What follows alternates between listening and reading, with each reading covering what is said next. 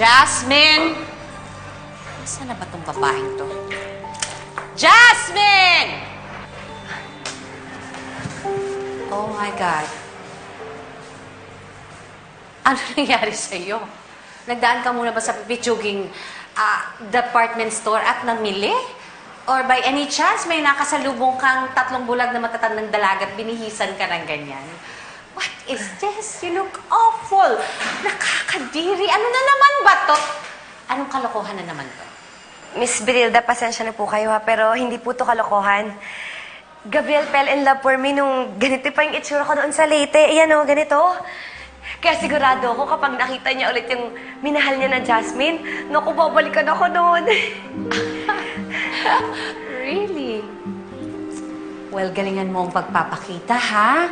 Dahil may nauna na sa'yo.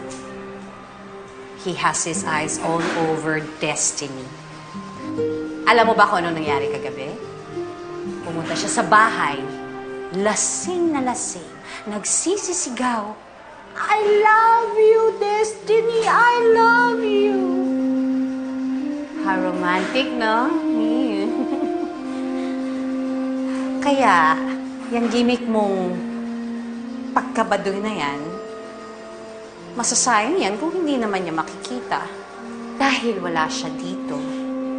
He's getting ready for a date with Destiny.